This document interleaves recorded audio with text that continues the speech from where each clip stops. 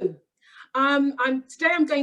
name is Annette Pateman, I have been kindly sponsored by the Ontario Arts Council and also the City of Thunder Bay to do some work, to do a presentation for you. I'm going to enjoy doing it. I'm going to present to you some people that I admire, and from the Black diaspora, both here in Canada and from countries from America, from countries around the world.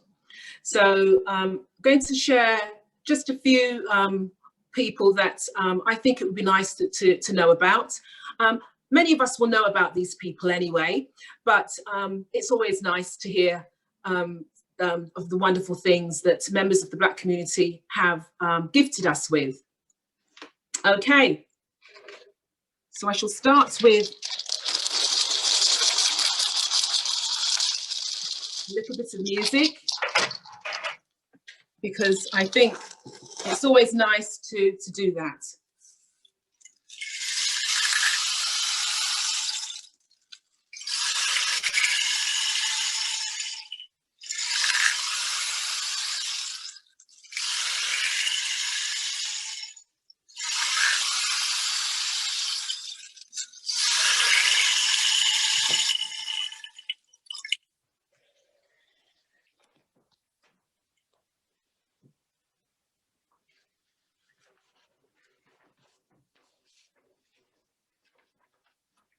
I'm going to start by reading you actually a poem about Anansi, because I just think he's such an important character in our lives, in terms of folk tales and the folklore of the Caribbean, that I just want to share this poem with you.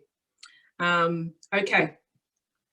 Anansi, you fancy yourself part spider, part man, part god, created from the breath of the Akan in Ghana, passed down through sweat and toil and sugar by the enslaved Africans in Jamaica. Anansi, you egg eater, you heartbreaker, and a trickster who can follow the eagle up to the realm of the sky god. Anansi, keeper of dark wisdom and magic, you traverse parallel worlds to complete your journey. You force us to face the shadow in the corner, the knock at the door in the darkest night, the fear that lives within us all. You uncover and cause us to discover the ability to conquer the unknowable and overwhelming, the scary and the frightening. Anansi, Spider-Man, your web is full of holes, made up of the strings that make up this universe. I, the daughter of an Akan ancestor, salute you. So Anansi's stories are stories that were taken by the enslaved Africans, largely from West Africa, and they were taken to the Caribbean, the islands of the Caribbean, with the enslaved Africans, and they were taken to the Americas, countries like Brazil, and also the New World, that we consider that North America, and then around the world. And Anansi is a folktale character. I had the poem here and I just wanted to share it with you before we start talking about these wonderful heroes and sheroes from the Black community. I'm going to start by talking a little bit about a former Governor General. Her name was Michelle Jean, Many of you will know her here in Canada. She was born in September the 6th, 1967, and she's 63 years old now. She was born in Port-au-Prince in Haiti, so she was French speaking. And so she was an immigrant, a Haitian immigrant to Canada. She came to Canada and became eventually in her life a stateswoman. She's also a linguist, speaking Italian, French. Of course, French is her language, and obviously English. And she can understand and write. I think she can read Portuguese. So she broke barriers throughout her entire career. She became, I say, a Governor General of Canada, and she also became Secretary General of the Organisation Internationale de la Francophonie. Michelle Jean is now, in October of 2020, she became the Chancellor of St. Paul's College, which is affiliated with the University of Waterloo. So she's still doing great service to us, the Canadian people. And of course, she was the first Haitian Canadian to hold that office in as a Governor General. I'm now going to talk about Harry Jerome. He was a great athlete. I have a picture of a statue that he's featured in. As you can see, it's a running statue. So Harry Jerome, I'm sure many of you will know of him. The statue is actually in Stanley Park in Vancouver, where he lived for a large part of his life. Okay, so Harry Jerome was born in Prince Albert in Saskatchewan. He was the son of Harry Vincent Jerome and Elsie Ellen Howard.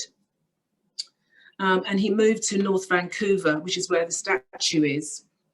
Now, he moved to North Vancouver in British Columbia when he was about 12.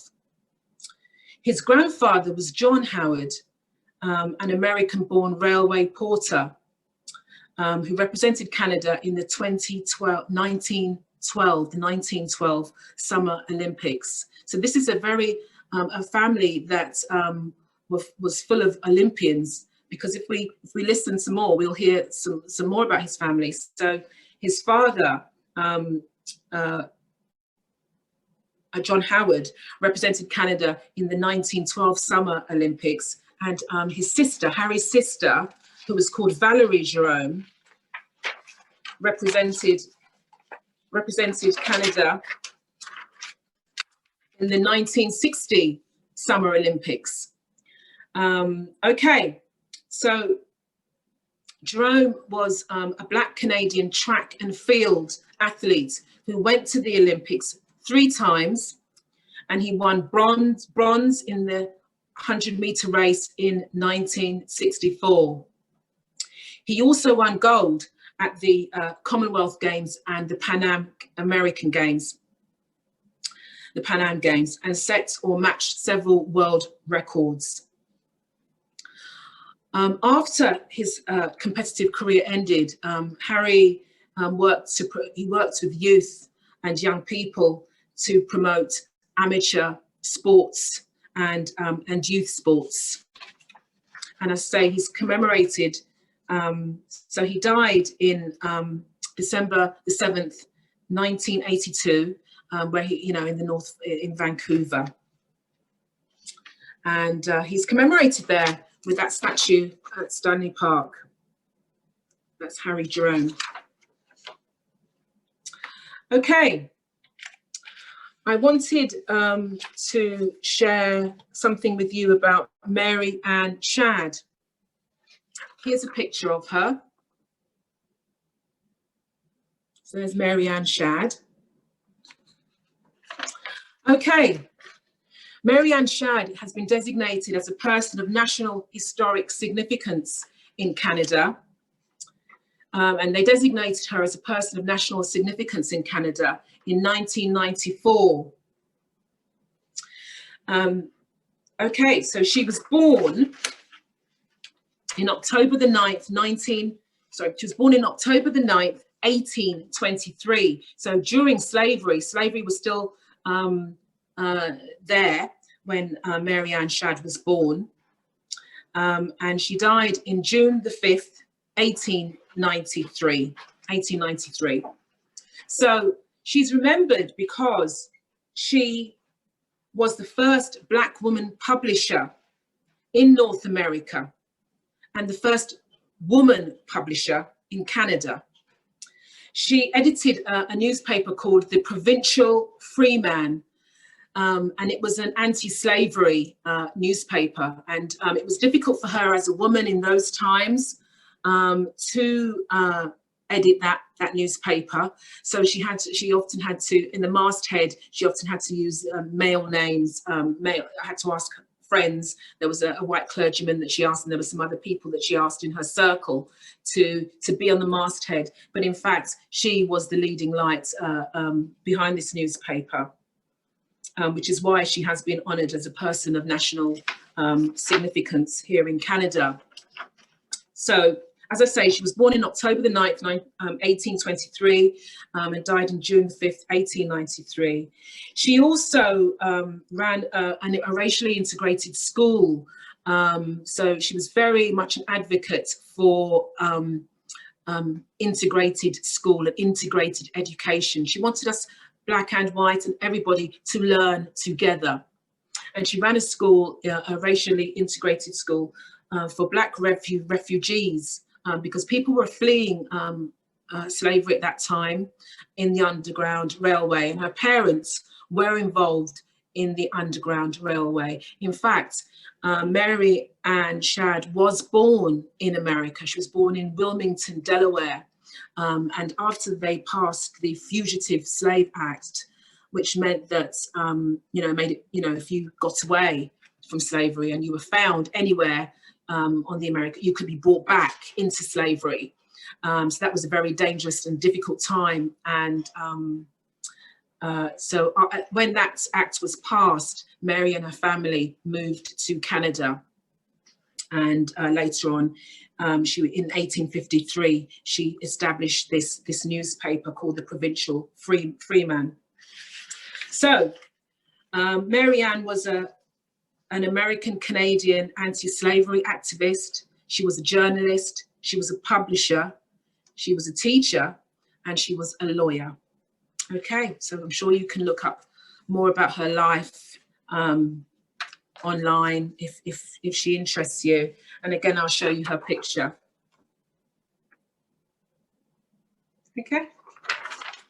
Okay.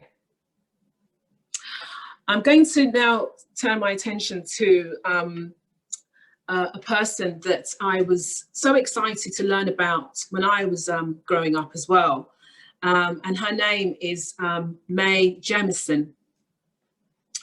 And Mae Jemison was the first African-American female astronaut. And I remember thinking, wow, and isn't that wonderful? Okay, so I just think we'll talk a little bit about Mae. This is a picture of Mae. Okay, so I'll just keep her picture on the back here, so maybe that makes it a little bit easier, maybe. Okay, so Mae Jemison was born in October 17, 1956 in Decatur, Alabama. She was the youngest, she is the youngest child of Charlie Jemison, a roofer and a carpenter, and Dorothy Green Jemison, an elementary school teacher. She was born, as I say, in 1956. And so in June the 4th, 1987, she became the first African-American woman to be admitted to NASA's astronaut training program. And on September the 12th, 1992, Jemison finally got to fly into space with 6 other astronauts aboard the Endeavour on mission STS-47, and that's becoming the first African-American woman in space. In recognition of her accomplishments, Jemison has received various awards and honorary doctorates. And another thing I was interested in was that she speaks fluent Russian, Swahili, and Japanese. That must have been very useful to her when she was on these missions, when she was on this mission, to be able to speak those languages, as well as English, obviously, Russian, Japanese, and Swahili, which is found in a lot in Africa, that language. Okay. So that's Mae Jemison, the astronaut. Another story that's another life. There are so many, but another life that came out to me a lot was the life of Charles Drew. And Charles Drew has got he's African American, but he has got a strong Canadian link in that this is a picture of Charles, Dr. Charles Drew, and he has got a very strong Canadian link in that he went to McGill University, and that's in fact where he got his medical degree. But I will tell you a little bit more about him in a moment. His picture, actually, I'm just using a picture from the Ontario Black History Society. This is a wonderful calendar that I got when I visited the Ontario Black History Society in 2020, actually, right at the beginning of the pandemic, before all this started. I was able to get this calendar, and it's got lots and lots of fabulous people in it from the Black diaspora. And I just thought I'd share this story with you. Again, I came across this story some years ago when I was teaching, and I was just very moved and very amazed by his story. So, Dr. Charles Drew, well, he was born in June the 3rd, 1904, and he died in April the 1st, 1950. So, you know, he died when he was fairly young, actually, in 1950. Anyway, so let's start. So a pioneering African-American medical researcher, Dr. Charles Drew made some groundbreaking discoveries in the storage and processing of blood for blood transfusions. He also managed 2 of the largest blood banks during World War II. He grew up in Washington, D.C. as the oldest son of a carpet layer. In his youth, Drew showed great athletic talent. He won several medals for swimming in his elementary years, and he later branched out to football, basketball, and other sports. He won a scholarship for sport to Amherst College. He had to work as an instructor and a coach for Morgan College, now Morgan State University in Baltimore, for 2 years to raise money to go to medical school. In 1928, he applied to medical schools and he got into McGill University in Montreal in Canada in 1928. At McGill University, he proved to be a top student.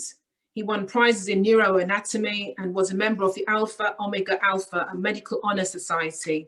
He graduated from McGill University in 1933. With his Doctor of Medicine and Master of Surgery degrees. He did his internship at the Royal Victoria Hospital and the Montreal General Hospital. And during that time, he studied with Dr. John Beatty. and they examined the problems and the issues that surrounded blood transfusions. But when his father died, he decided to return to the United States.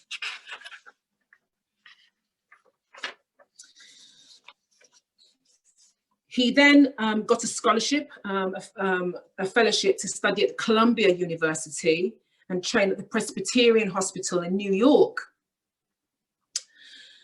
And then he continued with his study around blood and how to store it.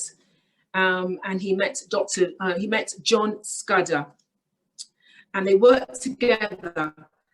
So they worked together working around these issues with blood. But Dr. Drew developed a method for processing and preserving blood plasma, or blood that doesn't have cells in it. Okay. As World War II raged in Europe, Dr. Drew was asked to head up a special medical effort known as Blood for Britain. He helped to collect roughly 14,500 pints of plasma. And in 1941, he spearheaded another blood bank effort, this time for the American Red Cross.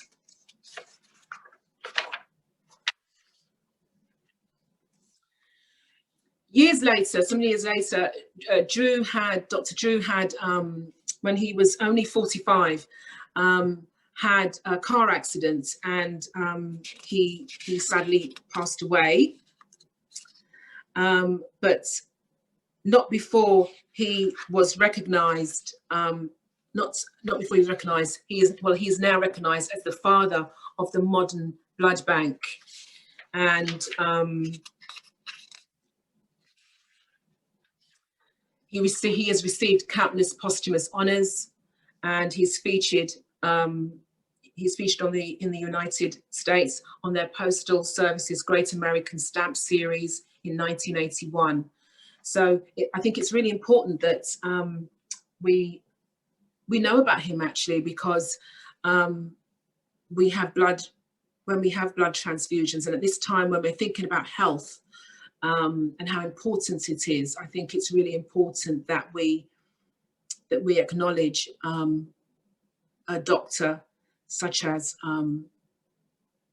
Dr. Charles Drew, and that we remember that he is the father of the modern blood bank as we know it, and that he was able to find a way to store and to process this plasma as a blood product. Okay, I'm going to end there. There are so many other people, but I'm going to end there today, and I hope that you found it interesting. And I'm going to play a little bit of the Mbura, the thumb piano.